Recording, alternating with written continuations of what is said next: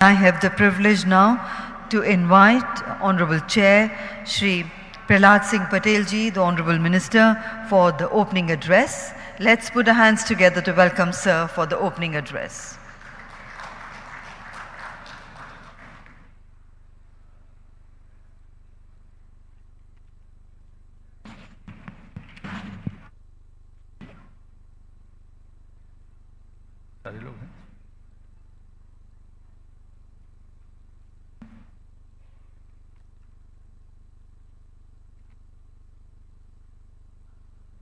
Water vision स्वतंत्र जी हमारे बीच में आ गए हैं, मैं उनका स्वागत करता हूं।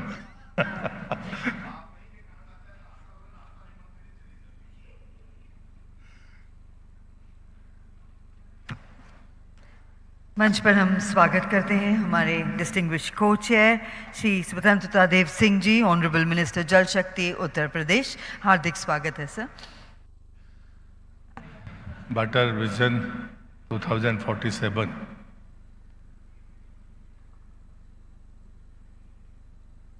उसके दूसरे प्रयास को उदयपुर में हम सब यहां पर उपस्थित थे और मंच पर उपस्थित उत्तर प्रदेश के जल शक्ति मंत्री और अनुभव में, मैदानी अनुभव में हमारा और स्वतंत्र जी का लगभग 3 दशक से ज्यादा का संपर्क है। आदरणीय स्वतंत्र देव सिंह जी, मंचस्थ सभी अधिकारीगण, राज्यों से पधारे सभी मंत्रीगण, मैं आप सबको इस विमर्श के लिए हृदय से बधाई देता हूं। आवाज कम कर सकते हैं क्या? मैं पहले जब भोपाल में उसकी शुरुआत हुई थी, मैं उसका भी प्रत्यक्षदर्शी हूं, लेकिन एक भूमिका बदली है कि पहले मैं केंद्र में बैठकर जैसे हम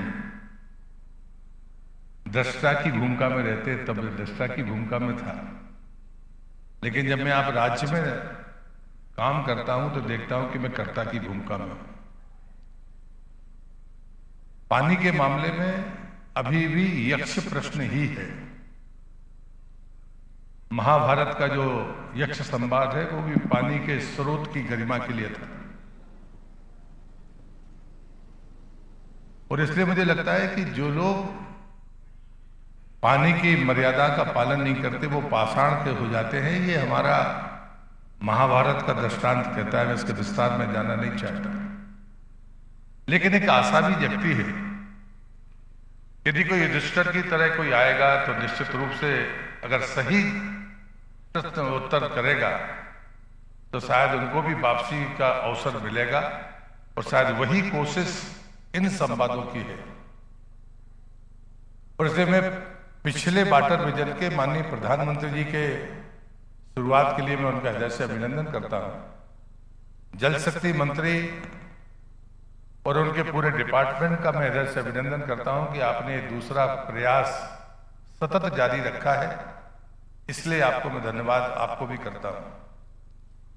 लेकिन मैंने प्रधानमंत्री जी की 3 बातों को भोपाल के समिट में उल्लेख किया था। प्रधानमंत्री ने जब इसकी शुरुआत की थी तब उनकी पहली अपेक्षा थी कि हमें आम आदमी में जागरूकता पैदा करनी होगी, और दूसरी बात उन्होंने कही थी कि उनके साथ चले बगैर हम इस रास्ते पर बहुत तेज गति से नहीं जा सकते। और जो तीसरी बात है जो इस समिट की सार्थकता को साबित करती है कि जब तक हम राज्य की सीमाओं से बाहर जाकर विचार नहीं करेंगे, हम राष्ट्रीय समस्याओं की इन चुनौतियों का समाधान नहीं खोज सकते।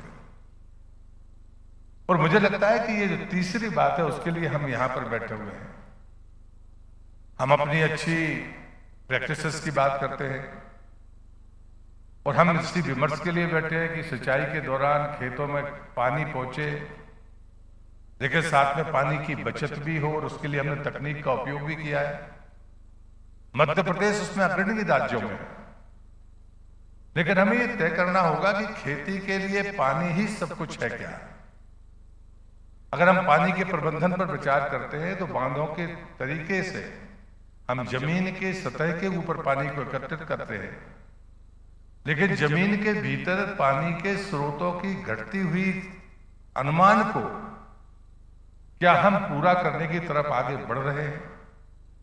मैं जितना जीवन में अनुभव करता हूं, आज मुझे ग्रामीण विकास मंत्रालय का काम है और मैं मैदान पर जाकर देखता हूं, मंत्री होने के नाते नहीं, एक सामान्य कृषक होने के नाते जब मैं ये महसूस करता हूं तो मुझे कुछ चुनौतियां साफ दिखती हैं। हम एक तरफ सिंचाई के लिए पानी लेते हैं, कोई ग्रे वाटर मैनेजमेंट के बाद में खेत में पानी डालने की कोशिश कर रहा है और हम उसको सफल प्रयोग मानते हैं, लेकिन हमें शुद्ध जल की जरूरत है फसलों के लिए भी। तो एक तरफ तो हम पानी, उपलब्ध पानी को कमतर कैसे उपयोग करें, ड्रिप इरिगेशन से, सैटेलाइट की स्कीम हमारे यहाँ पर बनी हुई है, यदि पानी गिरेगा, बरसात हो रही है तो उससे पानी निकलेगा ही नहीं, तो पानी की बचत हो जाएगी। लेकिन जमीन के भीतर पानी को भरना जो एक स्वाभाविक प्रक्रिया है, जिसका विज्ञान भारत जैसे देश के पास में था, 800 साल पहले वाराह-मिहिर जैसे विद्वान का प्रयोग हमने हमारे सामने था, लेकिन हमने उसको छोड़ दिया और बाकी तकनीकी तौर पर हम आगे बढ़ने की कोशिश करते हैं। मुझे लगता है कि रास्ता समाधान का रास्ता नहीं हो सकता। हमें दोनों के बीच में एक समन्वय बिठाने की जरूरत है और उस समन्वय का निवेदन मैं आपसे जरूर करूंगा। दूसरा, मुझे लगता है कि बांधों के बारे में एक कल्पना है कि बांध अगर बन जाते हैं तो सिंचाई हो जाएगी और रिचार्ज सिस्टम अपने आप ऑटोमेटिक हो जाएगा। कम से कम मेरे जैसा व्यक्ति इस बात से सहमत इसलिए नहीं होता। एक उदाहरण मैं आपके सामने देता हूं कि नर्मदा में जबलपुर के पास में बरगी बांध बना है, जो देश नर्मदा का सबसे पुराना बांध है, लेकिन उसके नीचे जबलपुर और नरसिंहपुर जिले हैं जो रिचार्जिंग सिस्टम था, जो नर्मदा को ताकत देता था। वो नदियां एक भी 12 मासी नदी नहीं बची। अगर ऐसा था तो फिर नदियों को सूखना नहीं था। और इसलिए तब मैंने एक लेख लिखा था आज से 19-20 साल पहले कि नदी को नहर मत बनने दो। और नहरों से रिचार्जिंग सिस्टम की बजाय हमने नहरों की लाइनिंग पर ज्यादा विचार किया कि सीपेज हो रहा है तो लाइनिंग कर दो। तो मुझे लगता है कि दोनों चीजें विरोधाभासी हैं और इसलिए आज अगर हम सिंचाई के बारे में बैठकर यहाँ विचार कर रहे हैं तो मैं आप सबसे यही आग्रह करूंगा प्रारंभ में कि हम अच्छी प्रैक्टिसेस को बताएं। पानी को बचाने की कोशिशों के लिए मैं अभिनंदन करता हूं, लेकिन जमीन के भीतर पानी पहुंचाने के काम को अगर हमने जिम्मेदारी के साथ पूरा नहीं किया, और वो भी शुद्ध वर्षा का जल, जिस प्रकार से मैदानी कीटनाशकों के कारण एक लेवल तक पानी का कंटेमिनेशन बढ़ा है, प्रदूषण बढ़ा है पानी का, इस पर भी हमें गंभीरता से विचार करना पड़ेगा। कुछ अच्छी प्रयास मध्य प्रदेश में हुए हैं, जैसे पुष्कर धरोहर अभियान 10 साल पहले मध्य प्रदेश में शुरू हुआ था। मैं पूरी तरह से, मेरे जैसा व्यक्ति कोई सर्टिफिकेशन नहीं करता, क्योंकि साइट सिलेक्शन अगर ठीक है, लेकिन ये अभियान मध्य प्रदेश का सफल अभियान है। इसमें लगभग 25,000 से ज्यादा जल संरचनाएं बनी थी। दूसरा प्रयोग था खेत तालाब का। इसमें लगभग 3,52,000 खेत तालाब मध्य प्रदेश में है। रिचार्जिंग और खासकर खेती की सिंचाई के 2 या 3 पानी देने का काम इन खेत तालाबों से होता है। तीसरा, अमृत सरोवर जो एक जिले में 75 बनने थे, मध्य प्रदेश में ये संख्या 5,890 के आसपास है। मतलब उससे औसत से ज्यादा हमने तालाब यहाँ पर बनाए हैं। जो चौथा प्रयोग था, जो मैंने अपेक्षा की थी और मैंने अपने डिपार्टमेंट को कहा कि सूखे जो हैंडपंप हैं या फिर जिनको कोई उपयोग के नहीं है, उनको रिचार्जिंग पिट के तौर पर क्या भौगोलिक परिस्थिति से उपयोग किया जा सकता है। और 5वां प्रयोग जो माननीय मुख्यमंत्री मोहन यादव जी ने कहा, सौर ऊर्जा के मामले में मध्य प्रदेश अग्रणी है। तो उन्होंने कहा कि बरसात का पानी लिफ्ट करके, जहां पर हमारी जियोलॉजी अलाउ नहीं करती है, हम उसके ऊपर लिफ्ट करके डालें किसी बांध में, तालाब बनाकर, बांध बनाकर, और बाद में ग्रेविटी से पानी नीचे ले, जहां संभव हो सके तो हम उसमें जल विद्युत बनाएं, ना भी हो तो भी हमारी बिजली बचेगी और हम खेतों में पानी दे सकते हैं। ये प्रयोग पर मध्य प्रदेश आगे बढ़ रहा है। हम सब जानते हैं कि जल के कारण ही हमारी कृषि उत्पादकता, हमारी आजीविका और हमारा स्वास्थ्य तीनों उस पर निर्भर करते हैं।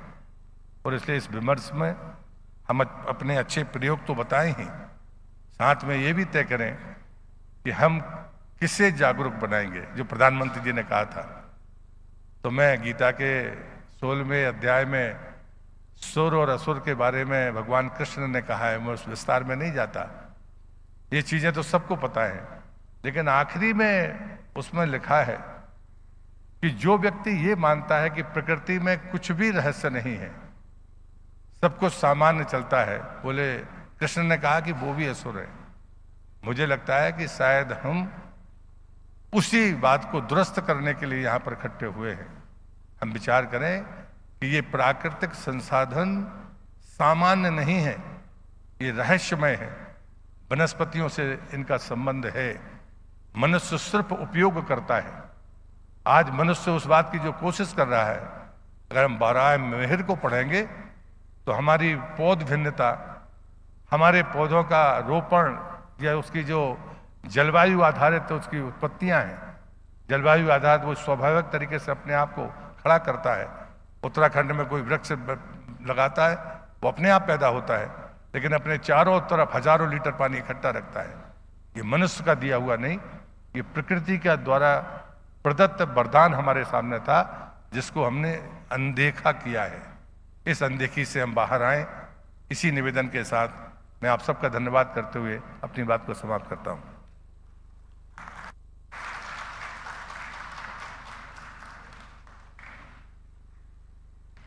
हार्दिक धन्यवाद।